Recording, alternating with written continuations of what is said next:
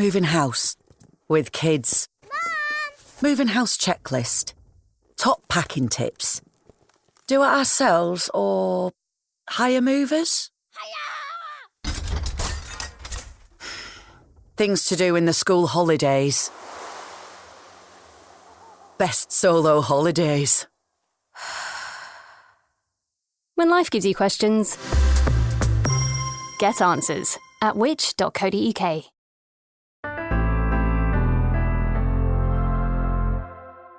Hello and welcome to the Which Shorts podcast. I'm Rob Lilly.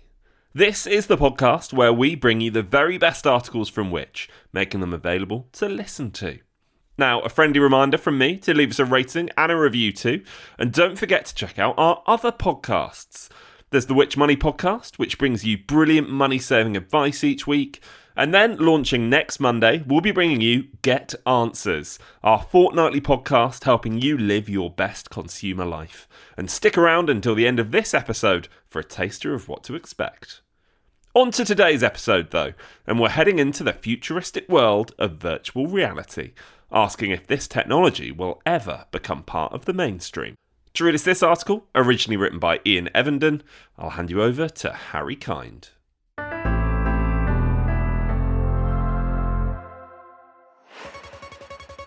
You teleport to a new position, taking aim at soldiers of the invading alien race. Your gun is empty, so you reach over your shoulder to reload before sending the bad guys sprawling. Not your style? How about this? You're in a canoe in Australia. Cliffs tower around you, fish swim undisturbed in the crystal clear waters. You raise your paddle and make the appropriate movements to push deeper into the wilderness. A click of a button and you're in Antarctica or Costa Rica. You haven't left your sofa. There's more. You're watching a movie in an enormous theatre, the film projected onto a huge screen that requires you to move your head from side to side to take it all in. Or your computer desktop is all around you, but you can see through it as files make their way from one folder to another and video calls play in the corner. Someone enters your office and you snap it all to one side to concentrate on the conversation before plunging back in again. These are all examples of things that can be achieved today or in the very near future with virtual or augmented reality. The two terms mean slightly different things. Virtual reality, or VR, immerses you in its computer-generated world, while augmented reality, or AR, overlays graphics and other information onto the world around you that you wouldn't normally see. They have one thing in common: the use of a head-mounted display or VR helmet, and we're rapidly heading towards the acceptance of both as mainstream tech. None of this is new. VR has been around for 70 years. There's even an episode of Murder, She Wrote about it. And as a sci-fi concept, it can be traced back to 1936. Today's devices are considerably smaller and less troublesome though, and after a few false starts, 2023 has become the year VR properly arrives. Companies such as Apple and Sony are doing interesting things with it, and while VR and AR may not achieve the sort of ubiquity enjoyed by the LCD screen anytime soon, although we're happy to be proved wrong on that, 2023 saw two products that cement its place as something, well, real. The first came in February. Sony's PlayStation VR 2, the second VR device for a PlayStation games console, launched to a muted response. It's a bit too pricey, costing more than the console you use it with, £529 versus £480 for the console. And it doesn't have a broad software library yet, though we're sure this will come. But compared to head-mounted displays that have come before, it represents a great step forward. The PlayStation VR 2 connects to your PlayStation 5 with a single cable and comes with motion-sensitive hand controllers. It offers a high resolution for each eye, important as VR helmets effectively have two screens in them, and a wide field of view. It's fully adjustable and is studded with sensors and cameras to track your position and stop you walking into furniture. It's also simple to set up, plug in, load up a compatible game, go through a short calibration process to tailor the experience to your height and position in the room, and then it just works, with the game mirrored on a TV. Compare this with a previous generation headset, and the improvements are clear.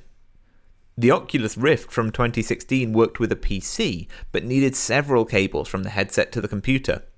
Wearing it was like looking down a cardboard tube. Your peripheral vision was missing, and it suffered from the screen door effect that makes everything look like it was covered with wire mesh. It required sensors to be placed on either side of your playing area, even behind you, each of which required another cable. At launch, it didn't come with hand controllers, requiring you to use an Xbox pad you just couldn't see. However, such was the potential of Oculus that the company, which originally crowdfunded its product in 2012, was bought out by Meta, that's Facebook's parent company, for $2 billion in 2014. And it still produces headsets today under the Meta Quest name. Today's VR headsets fix many of the problems of the original Rift. There's no need to place markers around your room. If someone interrupts you, you can activate a camera and see them without removing the headset. They're heavily weighted towards gaming, but experiences like The Climb, which asks you to free climb a mountain, or Kayak VR Mirage, in which you paddle around beautiful scenery, show how it's possible to produce VR scenarios that offer more than just shooting aliens. The other side of the VR coin is augmented reality, and that's where Apple comes in. Of course, Google got here first with its discontinued glass system, which consisted of a pair of glasses with a small screen that projected information into your sightline. Some of this functionality lives on today in the Google Maps phone app, which will superimpose walking directions over a feed from your phone's camera so you can see exactly where to go. But the Apple Vision Pro, which looks like a pair of high-tech ski goggles, takes it to the next level. Apple's headset, which it is positioning as a computer display for getting work done rather than an entertainment device, will cost $3,500 and likely £3,500 when it launches next year. And its announcement in June was greeted with a certain amount of disbelief. Apple's AR Vision sees your Mac's desktop apps floating in front of you, overlaid onto the real world, which you can still see. It responds to voice commands and tracks your eyes and gestures so you can interact with your web browser, chat app, or media player with voice commands, flicks of your fingers, or just by looking. It even has an internal camera that projects a view of your eyes onto the front of the device, so when you're talking to someone, they're not faced with a blank plastic visage. It remains to be seen exactly how weird that is in practice. Mainstream acceptance of VR is still some way off. A 2022 survey of 7,100 teenagers and young adults by US investment bank Piper Sandler found that while a quarter owned a headset, only 14% used theirs weekly, a drop of 3% from the year before. The metaverse concept pushed by Facebook boss Mark Zuckerberg was also seen as seriously uncool. Another thing that puts people off is VR motion sickness, where the visual sensation of movement isn't matched by input from the inner ear. A bit like the way you can go green on a boat. Research from institutions including Iowa State University suggests this problem is worse in women, adults over 50, and even in people with an Asian ethnic background. VR is also expensive and seen as only good for making toys.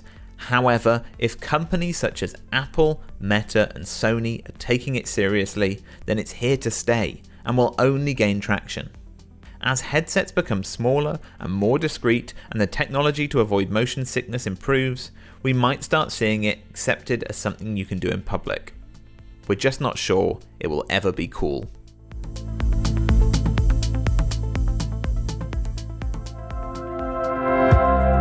Thank you so much to Harry and to Ian Evenden too for his piece, which was originally written for the October issue of Which Tech magazine. Remember, you can find more articles you'll find useful every day on everything from money and technology to home and garden advice by signing up to one of our many free email newsletters. And you can do that at which.co.uk/newsletters. We'll be back next week for another episode of Which Shorts, and thanks for listening. Which Shorts was produced by me, Rob Lilly, while the exec producer was Angus Farker.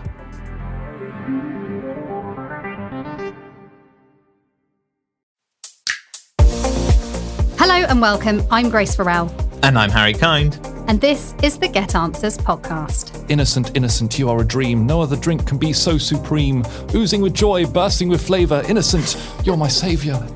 It took me about 5 minutes. They sent me 30 quid. I saw my travel pillow, noticed it had a little zip on it, and I went, hang on, I've got all this space that I could potentially pack.